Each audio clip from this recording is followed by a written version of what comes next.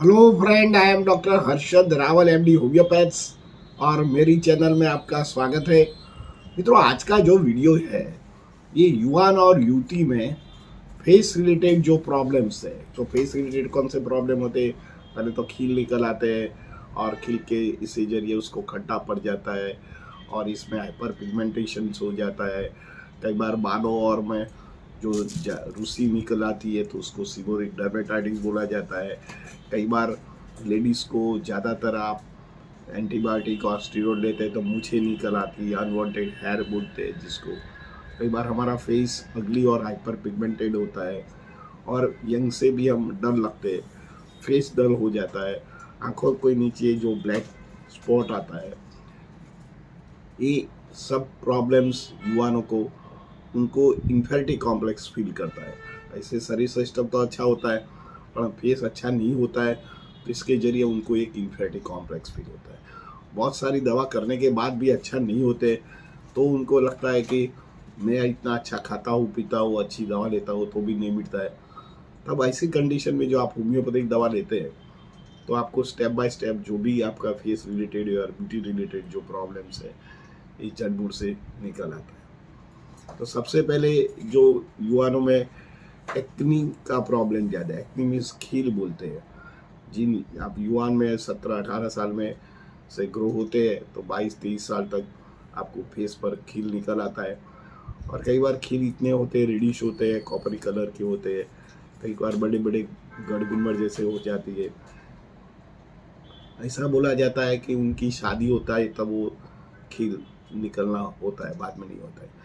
और ऐसा नहीं है, कई बार लेडीज़ को पोस्ट डिलीवरी के बाद 30-35 साल के बाद भी उनके शरीर में जो गर्मी होता है या हार्मोन्स इरेगुलर के कारण जो उनको एक्नी होता है तो ये भी एज में भी उनको ये एक्नी का प्रॉब्लम रहता है। और फेस में अग्लिश और फेस में रुक्षतापन और ब्यूटिफिकेशन का ही प्रॉब्लम रहता है। तो मित्रों, जो यंगस्टर में आपको एक्नी वल्गारिस होने का कारण एक तो लैक ऑफ एक्सरसाइज है।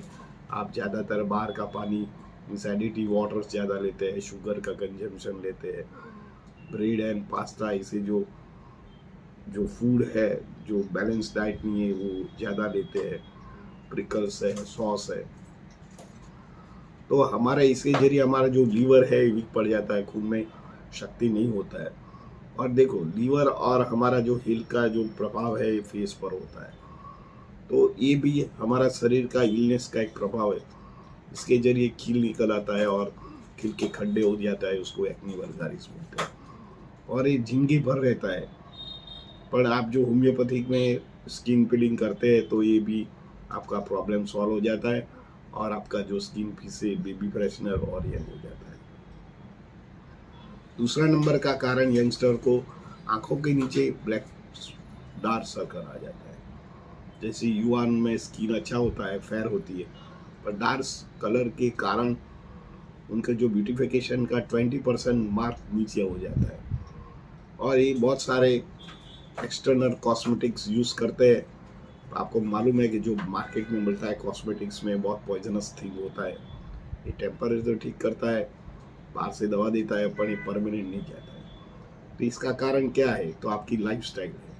आप रात को लेट नाइट तक व्हाट्सएप या चैटिंग करते हैं, सोशल मीडिया, और स्लीप लेट नाइट करते हैं। खाना पीना भी आपका रेगुलर नहीं होता है। सुबह में उठ के तुरंत आपका ऑफिस या जॉब या आपका कोई कॉलेज में भागना पड़ता है तो नींद पूरी नहीं होती है, पाचन शक्ति पर उसका इफेक्ट होता है। तो शरीर को जो भी पोषण मिलना चाहिए वो नहीं मिलता है और धीरे धीरे हमारा शरीर एनीमिक हो जाता है। इसके जरिए आंखों के आजू बाजू ब्लैक सर्कल आ जाता है, फेस अगली रहता है, फेस में जो बेबी फ्रेशनर और ग्लो होना चाहिए वो नहीं होता है। और इसके जरिए भी ये जो भी प्रॉब्लम्स है उसको रिस्टोर करने के लिए होम्योपैथिक में फेरम पॉस है, ग्रेफाइटिस है, सोराइनम है एंड हेपारसन का उपयोग कर सकते हैं। फिर जो थर्ड नंबर में, कई बार यंग बच्चे को छोटे होते हैं पर ग्रे हेयर आने का चालू हो जाता है। ग्रे मीन सफ़ेद हेयर होता है, जैसे बालों में छोटे छोटे ग्रे हेयर निकल आता है, मूछे में आ जाता है, दाढ़ी के बाद में आता है। और उसकी उम्र कितनी होती है? 16-17 साल हो जाती है। तो पेरेंट को भी उनको वरीड होता है कि ये एजिंग प्रोसेस क्यों आ रहा है। उसका कारण इरेगुलर लाइफ है, ज़्यादा आप कंज्यूमर शुगर करते हैं, इसके जरिए भी ग्रे हेयर हो जाता है। कई बार पेरेंटल पार्ट में भी ग्रे हेयर होता है, तो उनके बच्चों में झड़प से उनको जीनेटिक वीकनेस होने के कारण ये ग्रे हेयर होने की संभावना रहती है। कई बार बच्चे जो लोग होते हैं ये ज़्यादातर आउटसाइड फूड लेते हैं, बैलेंस डाइट नहीं लेते हैं, मिल्क कम लेते हैं, B12 की डेफिशिएंसी होता है, तो ग्रे हेयर के कारण उसको हेयर फॉलिंग्स या डेंड्रफ रहने का कारण भी रहता है, और ये सब इरेगुलर लाइफ की वजह से होता है। तो इसमें होम्योपैथिक में लाइकोपोडियम है, सिलिशिया है एंड पल्सेटिला का जो उपयोग करते हैं, तो अर्ली स्टेज में जो ग्रे हेयर होता है वो ठीक कर सकता है। जिन बच्चों को ज़्यादा वजन होता है उन लोगों को थायराइड का टेस्ट कराना चाहिए। कई बार थायराइड की वजह से अर्ली थायराइड जो डिटेक्शन होता है इसका कारण भी ग्रे हेयर होने का चांस रहता है। तो अभी बच्चों का जो थायराइड का टेस्ट करते हैं तो जो ग्रे हेयर इसके जरिए होता है, तो इसकी अप्रोप्रिएट मेडिसिन आप थायरोडियम 3x लेते हैं तो ग्रे हेयर होने का संभावना कम हो जाता है।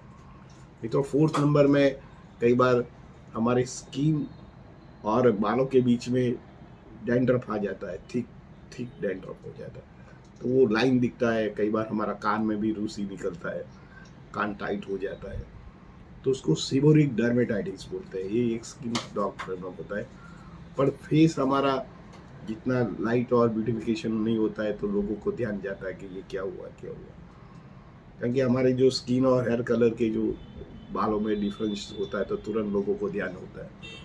तो आप आधुनिक साइंस में स्टीरॉइड युक्त जो दवा करते हैं ये टेम्पररी तो ठीक रहता है, पर फिर से बार बार हो जाता है।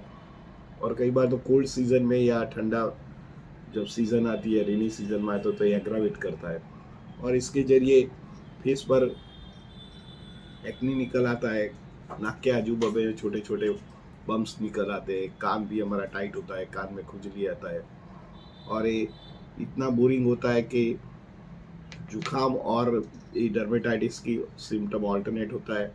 इसके जरिए भी हमारा फेस का जो ग्लो बनना चाहिए वो नहीं बनता है। ऐसे तो ये मेडिकल कंडीशन है, पर फेस पर होता है तो ब्यूटिफिकेशन का भी प्रॉब्लम है।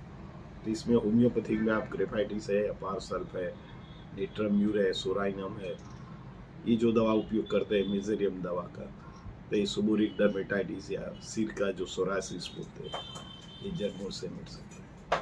मित्रों, कई बार हमारा फेस में हाइपर पिगमेंटेशन होता है, मीन्स स्किन कलर से ज़्यादा कलर हो जाता है, जैसे डल शेड हो जाना, हमारे फोरहेड पर ब्लैक स्पॉट पट्टी पड़ जाना, कई बार चीक पर रेड स्पॉट होना, ब्राउनी स्पॉट होना, उसको हाइपर मीन्स ज़्यादा पिगमेंटेशन, એટલે जो हमारा स्किन पिगमेंटेड होता है, जो कलर देखता है इससे ज़्यादा कलर होता है तो उसको हाइपर पिगमेंटेशन। तो बहुत सारे फेशियल कराते हैं, बहुत सारे कॉस्टली ट्रीटमेंट करते हैं, रिसर्च ट्रीटमेंट करते हैं, नहीं जाता है, तो आप होम्योपैथी के साथ हम हर्बल ट्रीटमेंट करते हैं जिसको हम स्किन पीलिंग बोलते हैं। ऐसे एक मटेरियल होता है, ये आपको घर पे लगाने का होता है, तो धीरे धीरे तुम्हारा जो अपर लेयर में जो बनी हुई है ये लेयर, जिसको हाइपर पिगमेंटेशन बोलते हैं, ये धीरे धीरे 2-3 महीने में, 6 महीने में वो निकल आ जाता है, और फिर से तुम्हारा जो फेस है, स्किन कलर में निखार आता है, फिर से ब्यूटिफिकेशन हो जाता है, फिर से तुम्हारा फेस ग्लो करने लग जाता है, रेडिश हो जाता है।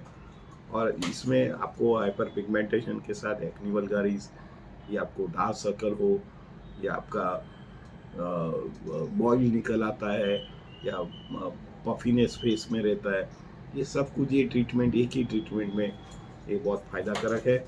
इसकी कोई साइड इफ़ेक्ट नहीं है। साथ में आप सल्फर है, आर्निका है, ये भी इसका उपयोग कर सकते हैं। मित्रों, कई बार यंगस्टर का जो फेस है एज के मुताबिक बड़े लगता है, तो ओल्डर फेस लगता है। कई बार एक गाल बड़ा होता है, एक छोटा हो जाता है, कई बार रिंकल आ जाता है, कई बार कपार का पार्ट में भी ऐसा लगता है कि ये पार्ट मेरा ओल्डर लगता है। तो ऐसे ये जो प्रॉब्लम्स है ये कई बार जेनेटिक्स होता है, और हमारे जो पेरेंट का जो भी फेस होता है झड़प से एजिंग फेस पे लगता है 20 साल का या 25 साल, तो उन लोगों को होम्योपैथिक में बेराटा म्यूर नाम की जो दवा है, ये दवा बहुत उपयोगी है। तो जिन लोगों को जो जेनेटिक्स अगली फेस लगता है और डार्क पड़ जाता है और फ्रेशनेस नहीं लगता है, शरीर अच्छा होता है पर फेस देखते हैं तो हमें लगता है कि भाई किसी की नज़र नहीं ठहरती, तब यही कंडीशन में आप होम्योपैथिक के साथ आप स्किन क्लीन लेते हैं तो अच्छा हो जाता है। इसके साथ कई बार फेस में ऑयली फेस हो जाता है, फेस में रुआंटी निकल आती है, क्योंकि ज़्यादातर जो लेडीज़ होती है वो सेव करती है मूंछों को पार्ट में, तो ये बार बार करना पड़ता है और लॉन्ग टर्म इसमें रूट निकल आता है तो ये बाल भी निकल आता है, शुरुआत में रुआंटी होती है। तो इसमें होम्योपैथिक में बहुत सारी दवाएं आई है, तो आप दवा करते तो जो हार्मोन्स इम्बैलेंस की वजह से आपका फेस का जो निखार कम हो गया हो या ऑयली हो जाता है या फेस में पिगमेंटेशन आ जाता है, खड्डे पड़ जाता है, डार्क सर्कल रहता है, तो homeopathic is a best treatment. मित्रों, मेरा ये वीडियो आपको कैसा लगा? अच्छा लगता है तो लाइक कर दीजिए, शेयर कर दीजिए। धन्यवाद। Thank you very much.